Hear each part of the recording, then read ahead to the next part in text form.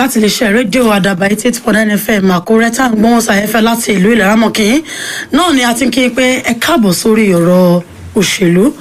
Ọ̀rọ̀ òṣèlú jẹ́ ètò tó máa ń gorí afẹ́fẹ́ ní àkókò tá a wà ní iléeṣẹ́ rédíò àdàbà. Lórí ètò yìí náà láti máa ń sọ̀rọ̀ nípa ọ̀rọ̀ òṣèlú nípínlẹ̀ Ondo ní apá gúúsù ìwọ̀ orílẹ̀ yìí àti orílẹ̀-èdè Nàìjíríà lápapọ̀. Orúkọ tèmi náà ni Patience Ibe. Lọ́sẹ̀ tí ó kọjá náà ni ìjọba ìpínlẹ̀ Ondo lábẹ́ àkóso gómìnà Olúwarótìmí Akérédolú tí wọ́n ṣe ayẹyẹ ọdún kẹta tí wọ́n ti dórí àléfà. Lásìkò pọ̀pọ̀ ṣíṣe ayẹyẹ yìí náà ni wọ́n ṣe ìfilọ́lẹ̀ oríṣiríṣi àwọn àkànṣe iṣẹ́. Kódà ẹni tó jẹ́ ààrẹ orílẹ̀-èdè Nàìjíríà Muhammadu Buhari ó wá sí ìlú Àkúrẹ́ ní ìpínlẹ̀ Ondo tí a níbí tó jẹ́ pé wọ́n ṣe ìfilọ́lẹ̀ àwọn àkànṣe iṣẹ́ kan. Eléyìí jẹ́ pàtó nínú ọ̀rọ̀ táwọn máa gbé yẹ̀wò lónìí lórí ọ̀rọ̀ òṣèlú. Àlejò pàtàkì méjì náà ni à ń retí lórí ètò lónìí. Àwọn lọ́wọ́lọ́wọ́ báyìí a ní ẹni tó jẹ́ olùbádámọ̀ràn pàtàkì fún ààrẹ lórí ọ̀rọ̀ àwọn ọ̀dọ́ youth mobilization ní ẹkùn gbùngbùn ẹkùn àárín Central Ọmọọba Dàpọ̀ Adépọ̀jù. Ẹ bá kí àwọn alẹ́. Ẹ ṣé olótù ẹ̀yin aráalé akínyìn o. Ẹ káàbẹ̀ níbi tí ọ̀rọ̀ àwọn ọ̀dọ́ ẹ̀yin gẹ́gẹ́ bí ọ̀dọ́ tẹ́tún wá ṣe lábẹ́ ìjọba Olúwarótìmí Akérédolú ìjẹ́ yìí lè sọ wípé ìjọba yóò ti ṣe dáadáa fún àwọn ọ̀dọ́ nípínlẹ̀ Ondo. Ẹ ṣé olótù ìjọba arákùnrin Olúwarótìmí Akérédolú wọ́n ti ṣe dáadáa fún àwọn ọ̀dọ́ o ní àìmọye ọ̀nà nítorí wípé tá bá wò ìgbà tí gómìnà àná nípínlẹ̀ Ondo yẹn bàbá wa Ajáṣin tí wọ́n wá síbí ohun tí wọ́n mú lọ́kùnkúndùn òun ni ètò iṣẹ́ láti gbé àwọn ilé iṣẹ́ kalẹ̀ sípínlẹ̀ Ondo. A má dẹ̀ sọ wípé ilé iṣẹ́ ṣe mọ̀ pé àwọn ọ̀dọ́ náà ni wọ́n ní agbára láti ṣe àwọn iṣẹ́ wọ̀nyí jùjùjù. Nígbà tí wọ́n tún kúrò níbẹ̀ bàbá wa olóògbé Adébáyọ̀ Adéfarati àwọn náà ṣe gómìnà láti ọdún 1999 àwọn náà dé wọ́n gbé àwọn ètò tó dáadáa wọ́n gbé wọn kalẹ̀. Àwọn ètò wọ̀nyí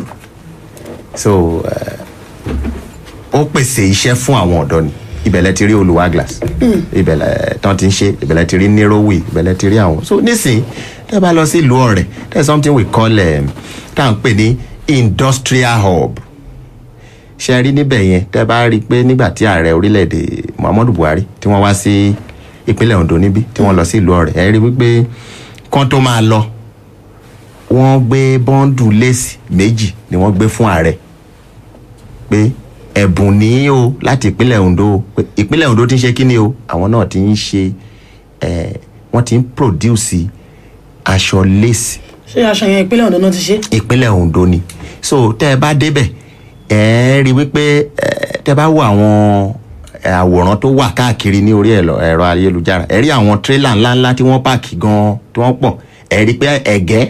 tí àwọn olóyìnbó ń pè ní cassava ló wà nínú ẹ̀. Nǹkan tó ń fi kíní yẹn ṣe ń bẹ̀ ni pé wọ́n sọ they say cassava to ethanol. So wọ́n ti gbé gbogbo àwọn ètò yẹn kalẹ̀. Mo dẹ̀ fẹ́ fi dá yín lójú pé láìpẹ́ láì jìnnà láti inú oṣù kẹfà tí a wà yìí ìpínlẹ̀ Ondo ti gba àṣẹ lọ́wọ́ ìjọba àpapọ̀ tó jẹ́ pé wọ́n á máa bẹ̀ sí ní ṣe kíni wọ́n á máa ṣe àkójọ ọkọ̀ assembling of cars níbi tá a pè ní industrial hub yẹn. Tẹ́ bá dẹ̀ débẹ̀ nísìn ẹ rí i pé majority of the people àwọn tó ń ṣiṣẹ́ níbẹ̀ yẹn tó bá jẹ́ bí wọ́n ṣe pọ̀ tó àwọn ọ̀dọ́ ló pọ̀ jù níbẹ̀. So nítorí náà a lè sọ gbangba pé gómìnà Olúwarótìmí Akérédolú wọ́n ti ṣe dáadáa fáwọn ọ̀dọ́. Àwọn ọ̀dọ́ ń jẹ àǹfààní tó tọ́ lábẹ́ ìjọba yìí. Gẹ́gẹ́ bá ṣe sọ lẹ́ẹ̀kan pé àlejò méjì là ń retí lórí ètò ọ̀rọ̀ òṣèlú tá a sì ń sọ nípa ọdún mẹ́ta tí gómìnà Olúwarótìmí Akérédolú tó ti lò lórí àléfà gẹ́gẹ́ bí gómìnà ìpínlẹ̀ Ondo. A ní ọ̀gbẹ́ni Lẹ́yẹ Ìgbàgbọ́ tí wọ́n jẹ́ ọmọ ẹgbẹ́ òṣèlú PDP. A sọ nípa ìdàgbàsókè ọ̀rọ̀ àwọn ọ̀dọ́ lábẹ́ ìjọba láàrin ọdún mẹ́ta. Báwo lè ṣe àgbéyẹ̀wò rẹ̀? ẹ ṣe olóòtú àti ohun tí mo fẹ́ sọ ni wípé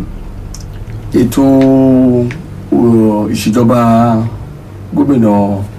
Akérédolú lórí ọ̀rọ̀ àwọn ọ̀dọ́ kò ń ṣe ti ibi ọ̀dọ́ nìkan àti gbogbo torí kò ń ṣe ọ̀dọ́ nìkan ló wà ní ibẹ̀ láti mú lórí ọ̀rọ̀ ọ̀dọ́ àti gbogbo ètò gbogbo ó ṣe ní láàánú wípé wọ́n kùnà wọn ṣe dáadáa tó ìdí ẹ̀ ni pé nígbà tí gómìnà Mímíkò Olúṣẹ́gun tí wọ́n ń ṣe àjọyọ̀ ayẹyẹ ọdún kẹta tí wọ́n wà ní orí àléfà nígbà tí wọ́n àwọn èèyàn ti rí dájúdájú wípé ọkùnrin yìí ó gbìyànjú pé ó lẹ́tọ̀ọ́ sí àti kan tó fún ní máa báṣẹ́ lọ ní ẹlẹ́ẹ̀kejì ṣùgbọ́n ní èdè tí à ń sọ yìí wọn ò ṣe dáradára tó ní gómìnà tó wà ní orí àléfà ẹ̀ lọ́nà wo nípa ti ní ọ̀nà wo tábàdí ká máa sọ ṣe wọ́n wípé ètò òṣèlú ètò ìṣèjọba ó dá lórí pé ká ṣe ohun tó dáa fún àwọn ará ìlú ká jẹ́ kí ìgbáyé gbádùn àwọn ará ìlú kó lárinrin kó nípọn sí nípa pípèsè àwọn ohun amúnúdùn fún àwọn ará ìlú tí ẹ bá rí i pé ní ìjọba ìpínlẹ̀ Ondo ètò ẹ̀kọ́ ó jẹ wá lógún púpọ̀ a ò fi ṣeré gbogbo ọgbọ́n tí àwọn ìjọba wa máa ń ta tó máa lè ta ni wọ́n máa rí pé ètò ẹ̀kọ́ pé ó dàgbà gbòòrò sí i ṣùgbọ́n ní àkọ́kọ́ torí pé ìjọba tó wà lóde yìí ó ní èròǹgbà láti ní ará ìlú lára nípa gbígba owó lóòótọ́ àti lódodo ìjọba nílò owó láti jẹ́ kí àwọn kan amáyé rẹ̀ dẹnu kí wọ́n ṣe fún wọn ṣùgbọ́n ọ̀nà tí ìjọba yìí ń gba owó lápò àwọn ìlú ó ti ń fa ìpalára. ṣé kìí ṣe ẹ̀tọ́ ará ìlú ni láti san owó orí. ẹ̀gbọ́n kan tí mo sọ lẹ́ẹ̀kan pé ìjọba nílò láti gba owó láti fi ṣe nǹkan ṣùgbọ́n gbogbo nǹkan ni ó ní ìwọ̀n tún wọ̀n sí ní bí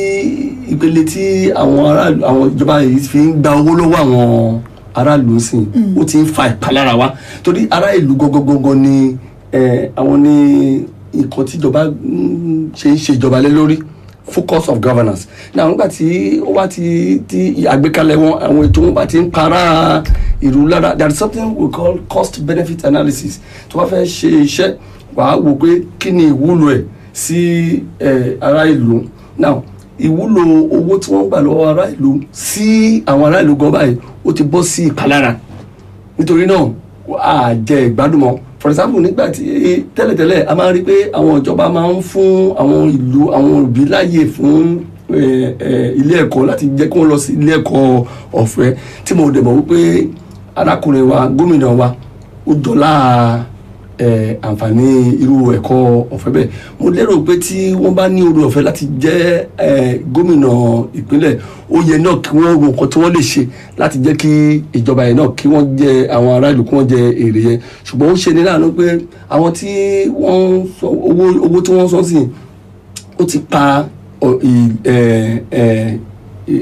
òbí lára tó bẹ́ẹ̀ gẹ́jọ́ pé àwọn ọ̀dọ́ tí à ń sọ̀rọ̀ nípa ẹ̀ wọ́n lè lọ sí iléèwé bá because àwọn ọ̀dọ́ ni wọ́n lọ sí iléèwé torí ẹ̀ ń sọ̀rọ̀ nípa kí ni àǹfààní tí ìjọba ṣe sí àwọn ọ̀dọ́ ní ìjọba ní ẹ̀kọ́ ọ̀fẹ́ àti owó gọbọi tí wọ́n sọ ní inú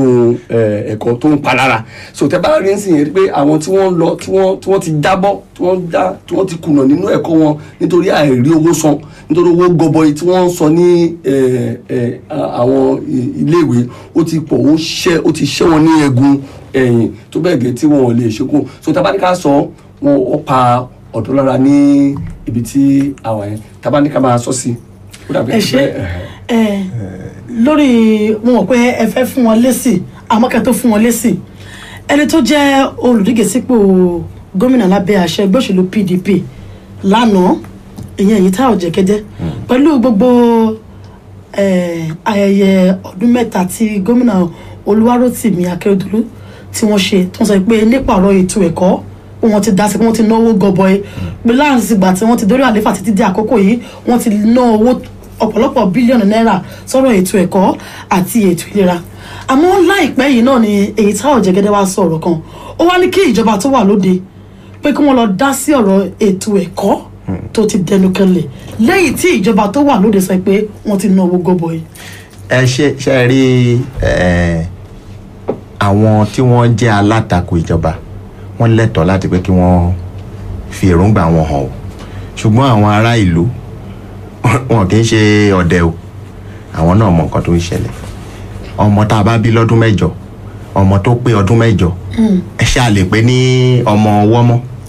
kò mà possible, kò mà síbi tí wọ́n ti ń ṣerú ẹ̀. So nítorí náà àwọn tó bá jẹ́ alátakò ìjọba wọ́n jà fitafita, àwọn náà fẹ́ sọ tiwọn nítorí pé under the constitution of the country wọ́n lẹ́tọ̀ọ́ láti sọ̀rọ̀, ṣùgbọ́n àwọn ará ìlú mọ̀ wípé kàn ń jà fitafita ni. Ẹni tó bá wà níbì kan lọ́dún mẹ́jọ tí ṣe bí ẹni tẹ́ ní ó sọ̀rọ̀ yẹn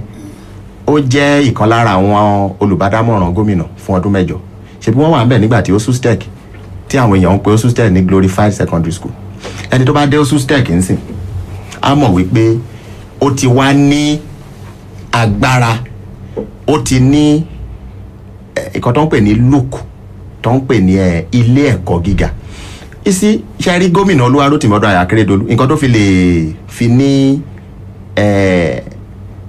fi lè ní oríṣiríṣi kinní pẹ̀lú àwọn olóṣèlú ni wípé ó jẹ́ olóòótọ́ ènìyàn, kò kí ń fi ọ̀rọ̀ àwọn ènìyàn àwọn aráàlú kó lóun fẹ́ fi ṣòṣèlú. Nítorí náà ó sọ pé ètò tá bá sọ pé àwọn ọ̀dọ́ wípé wọn ò tí ì jàǹfààní ìjọba, tẹ́ bá ti rí àwọn ìpínlẹ̀ tí ọ̀dọ́ ò tí ì jàǹfààní ìjọba, ìpínlẹ̀ yẹn ò kí máa ń ní wọn kí ara òrókùn ara ọ̀rá adìyẹ ni o, ara òrókùn ara ọ̀rá adìyẹ, nítorí pé ọ̀dọ́ tí ò bá níṣẹ́ láti ṣe gbàdọ́ bá pẹ́ agbébọn lóru o kò ní sí. Ṣùgbọ́n nísìn ẹ̀ rí pé there is what we call táwọn olóyìnbó ń pè ní relative peace, pé ọkàn wa nípínlẹ̀ Ondo ọkàn wa balẹ̀ nítorí wípé àwọn ọ̀dọ́ wa wọ́n rí ibi lọ, wọ́n ríṣẹ́ ṣe. Tá a bá sọ wípé àwọn tó ń gbin cassava yìí, tẹ́ bá lọ sí ọjà Ṣáṣánsìn ẹ rí ọ̀dọ́ kan bẹ̀, kí ló ń ṣe? Ó kàn wá bá commissioner fún ètò ọ̀gbìn, commissioner for agric, wọ́n á nígbà wọ́n lè kí ló lè ṣe, olóhùn fẹ́ máa ṣe ọ̀rọ̀ ètò ọ̀sìn ewúrẹ́ nì. Tẹ́ bá débẹ̀ nísìn ṣàpẹ́lú mi àkàndé bá anìkan fóun ní àsun, anìkan fóun ní kinní kan, mọ́bi tó ti wá o, ẹnìkan ló ń ṣe kíni, àwọn kan náà ló ń ṣètò ẹ̀ tó ń sìn. Tẹ́ bá rí nísìn ẹ rí wípé òun náà ti jẹ́yàn tó láyé ara ẹ̀, láìsí pé wọ́n ti ṣe kíni o, wọ́n ti kọ́ ní bọ́n ṣe ń pẹja, wọn ò wá fún lẹ́ja jẹ. So nítorí náà àwọn ọ̀dọ́ wa ti wà across the place tó jẹ́ wípé wọ́n ń ṣe nínú ìjọba Rótìmí Akérédolú. Ìjọba gba ọ̀pọ̀lọpọ̀ àwọn ọ̀dọ́ láàyè. Ẹ rí pé one of the essays ìkan lára àwọn olùbádámọ̀ràn pàtàkì gómìnà lára àwọn tá a ṣẹ̀ṣẹ̀ yàn sí, ó jẹ́ former SUG president ti Adékúnlé Ajáṣin University, òun ló wà níbẹ̀. Ìkan náà tún jẹ́ bí ìkan lára àwọn tó ti ń ṣe agbátẹrù àwọn ọ̀dọ́ ní old Kinidas University of Ado Ekiti UNAD, Fájì Adéwùmí, òun náà jẹ́ olùbádámọ̀ràn pàtàkì fún gómìnà. Èmi náà ti jẹ́ àwọn adarí àwọn ọ̀dọ́ ní ìlú Àkúrẹ́ tẹ́lẹ̀ rí, tí mo dẹ̀ tún ti ṣe adarí ẹgbẹ́ ọmọ Yorùbá ní South West Region. Èmi náà jẹ́ olùbádámọ̀ràn fún gómìnà. Gbólógè Alex a lè máa dárúkọ wọn lọ bẹ́ẹ̀ lọ. Tẹ́ bá dé House of Assembly ẹ rí àwọn tó rí Tolúwa ní bọ̀rọ̀ kìíní. Ṣé kìí ṣe àwọn ọmọ ẹgbẹ́ òṣèlú náà yàn sípò? Tó máa sọ pé ọmọ ẹgbẹ́ òṣèlú, tá a bá sọ̀rọ̀ nípa òṣèlú ẹ sọ wípé ṣé wọ́n kúnjú òṣùwọ̀n àbí wọ́n kúnjú òṣùwọ̀n. So nítorí náà ìjọba Olúwarótìmí Akérédolú ó ti fi ààyè gba àwọn ọ̀dọ́ láàyè láti pé kán ṣe kí ni o, kí wọ́n ní ipa nínú ìjọba ẹ̀ even in the peak bó ṣe ń bẹ̀rẹ̀. So dẹ̀ ti sọ ó ní nípa ọ̀rọ̀ owó ètò ẹ̀kọ́, ó ní tí owó bá ti gbé pẹ́ẹ́lí sí, àwa náà mọ̀ níjọba àná owó oṣù méje náà bá àwọn òbí wa jẹ o. Ìjọba PDP tí Èyítáyọ̀ Jẹ́gẹ́dẹ́ ti jẹ́ olùdíje, he was a commissioner for 8 years. Wọ́n dẹ̀ bá àwọn òbí wa, àwọn bàbá wa, wọ́n bá wa jẹ owó oṣù méje. Nítorí náà wọn ò dẹ̀ bá owó kankan lẹ̀ àmọ́ owó tí ìjọba àná bá ń lẹ̀ náà tí Dr. Olúṣẹ́gun Àgàgù tán filẹ̀ sí kíni àwọn eléyìí wọn ò bówó kankan lẹ̀ wọ́n tún bá gbèsè ńlẹ̀ pé owó oṣù méje nísìnyí wọ́n ti san 6 nínú méje yẹn o ṣé kò yẹ ká pàtẹ́wọ́ fún gómìnà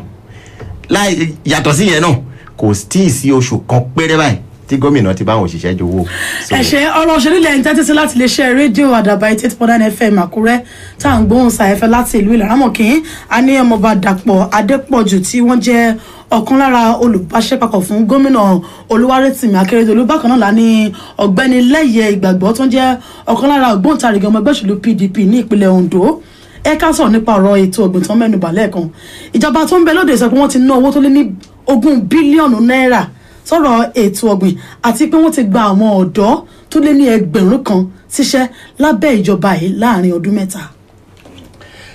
ẹ ṣe olótù tí nǹkan tí pátì ẹgbẹ́ òṣèlú APC tí wọ́n mọ̀ ọ́n ṣe jù láyé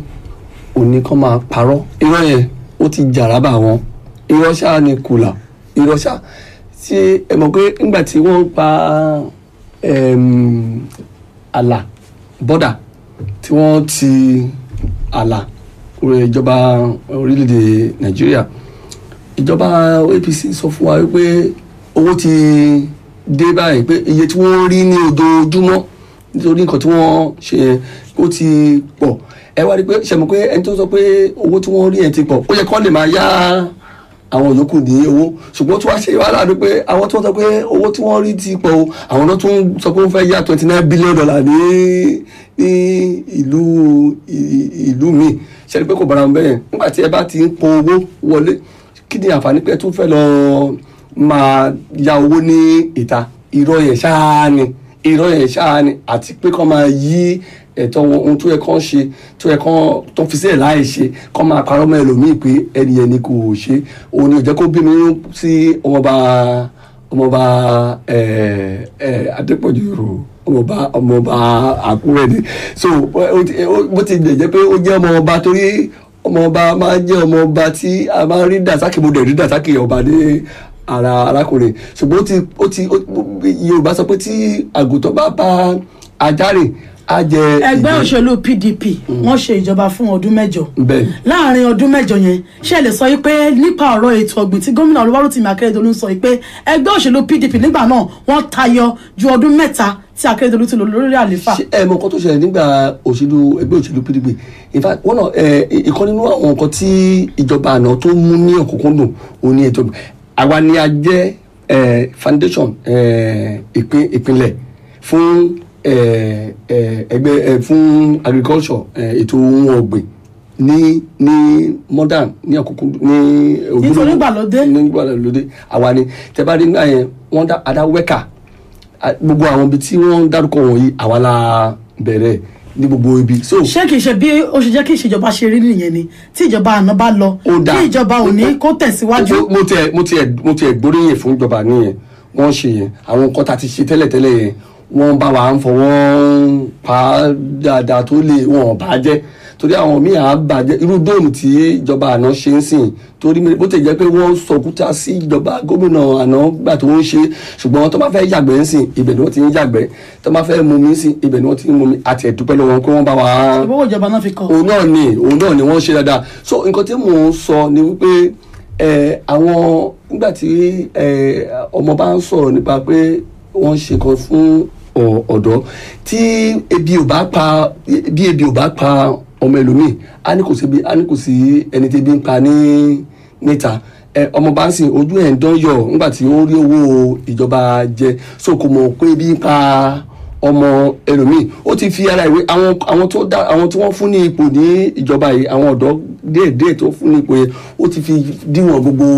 ọ̀dọ́ ìlú so ó ti jẹ́ kó wò pé nígbà tí tóun ti ń gbádùn yẹn o pé gbogbo ọ̀dọ́ ló ń gbádùn now mo wá fẹ́ jẹ́ kó yé wọn wípé kò ṣe gbogbo ọ̀dọ́ tẹ́ bá rí pé àwọn ọ̀dọ́ wa ní ìsìn tí wọ́n jáde kọ́ṣẹ́mọṣẹ́ ní yunifásitì ní polytechnic tí wọ́n jáde tí wọ́n ò rí iṣẹ́ fífún wọn ẹ wá rí pé ọ̀pọ̀lọpọ̀ tí wọ́n ń ṣe iṣẹ́ ara wọn wọ́n ti wá ń kọ́ṣẹ́ bẹ́ẹ̀ ni pé kí wọ́n ṣe organizer bẹ́ẹ̀ ni pé kí wọ́n ṣe tailoring and all of that èyí tó wá ṣe pàtàkì ni pé wọ́n wá wá owó wọ́n á fi gba ọ́fíìsì, wọ́n yá owó wọ́n fi ra irinṣẹ́. Ìjọba ìyá tún wá máa gbowó orí lọ́wọ́ wọn, á tún sọ pé kúrò ń bẹ̀ yẹn ìka máa wà láyé o. Wọ́n á tún fẹ́ máa gbowó lọ́wọ́ wọn láwọn tó yẹ pé wọn ò mọbi tí wọ́n ti rí owó tailor, wọn ò mọbi tí wọ́n ti rí owó fọgànáísà, wọn ò mọbi tí wọ́n ti rí owó alùpùpù, wọ́n á tún máa gba owó wọn lọ́wọ́. Kí ló dé tí àwọn èèyàn fi ń ṣe kà sí ọmọ ènìyàn lẹ́sùn pé ẹnikẹ́ni tó bá ti ń fi ipò ẹ̀ tó fi ń ṣe ọmọlàkejì ẹ̀ ní ìjàmbá tí ò bá gba ìdájọ́ nílé ayé àgbà ní ọ̀run. So mo fẹ́ pàrọwà sí ìjọba Akérédolú pé kí wọ́n jọ̀wọ́ ebi tí ó ti pọ̀, ebi ọ̀pàgbà fọwọ́ mẹ́kẹ́ ó pọ̀ níta tí kò bá ṣe pé àwọn èèyàn kan ṣáà ń rò pé kí ìlú má dàrú ní nǹkan tí wọ́n ń ṣe wọ̀nyí wọn ò lè ṣe ní ìlú mi. Mo wà nínú ibì kan ní ẹnu ọjọ́ mẹ́ta yìí tí wọ́n sọ̀rọ̀ nípa iná tí ò sí. Àwọn òyìnbó kan wá àwọn òyìnbó wá sọ̀rọ̀ pé wọ́n ṣàwọ̀ wọ́n wá dìde ní ibẹ̀ wọ́n ní ẹ̀yin òyìnbó tí ẹ̀ ń sọ̀rọ̀ yìí dé ǹjẹ́ nǹkan tí wọ́n ń ṣe ní ìlú Nàìjíríà ṣé wọ́n tẹ̀ lè ṣe ìdásí 100 ẹ̀ ní ọ̀dọ̀ yín kẹ́ bá ti ta sọnù? Ẹ máa sọ fún àwọn olórí wa pé ẹ jẹ́ kí wọ́n máa ṣe dáadáa. Ẹni tó bá fún ní oore ọ̀fẹ́ láti jí adarí ó gbúdọ̀ ṣe dáadáa ni. So nítorí náà ọkùnrin tí ó wà bí ẹ jẹ́ kí ó sọ fún wọn. ẹ ṣe ọ̀gbẹ́ni Adépọ̀jù ọmọọba Adépọ̀jù kò fi bẹ́ẹ̀ sí àkókò mọ́ lórí ètò ní pápá.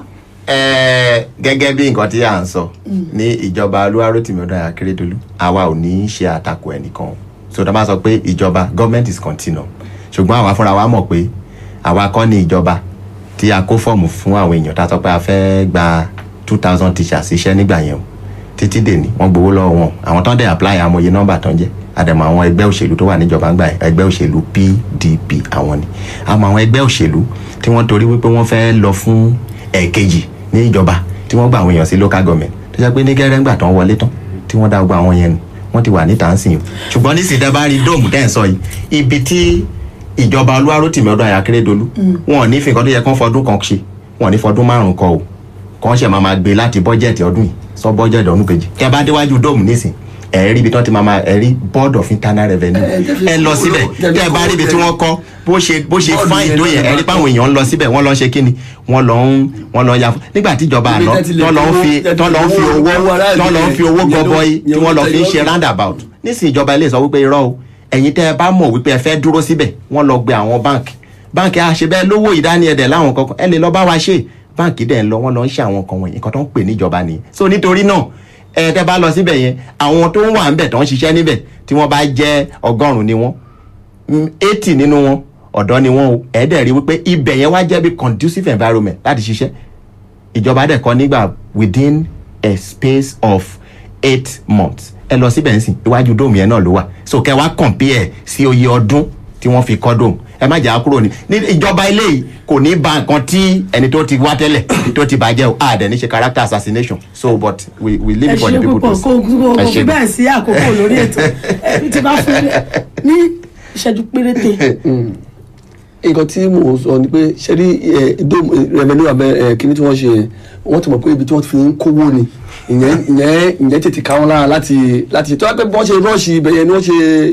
ìyókù ìbá máa dá o. Ṣùgbọ́n ibi tó kọ́ṣà para lù lára yẹn ìrìn ipa tí wọ́n máa ń rìn ní gbogbo ìgbà nìyẹn. Ṣùgbọ́n tó wá sọ̀rọ̀ school shuttle sí tí wọ́n tó ti mẹ́hẹ̀ tó wọ́n ní sọ pé ọ̀dọ́ ni wọ́n ń kó lọ sí ni wọ́n fi yẹn pa lára. Ṣùgbọ́n bí wọ́n ti lè gbowó lọ́wọ́ rẹ̀ tó ti lè kí ara lù lára yẹn ìyẹn ló máa ń ká wọn lára. Ilé ijó yàtọ̀ sí ilé owó ìkan dájú kan lọ ìjọba ànákọ́lé ijó àwa kọ́lé owó tẹ́rí pé prosperity ti wọ̀ pínlẹ̀ Ondo. Ọ̀gbẹ́ni lẹ́yìn ìgbàgbọ́ ẹ ṣe tó àpèyí tí ẹ wá ọmọọba Dàpọ̀ Adépọ̀jù ẹ ṣe thank you for your cooperation. Orúkọ tèmi náà ni Patience ibè ìpàdé tún di lọ́sẹ̀ tó ń bọ̀ lórí ọ̀rọ̀ òṣèlú. Adaba 88.9 FM.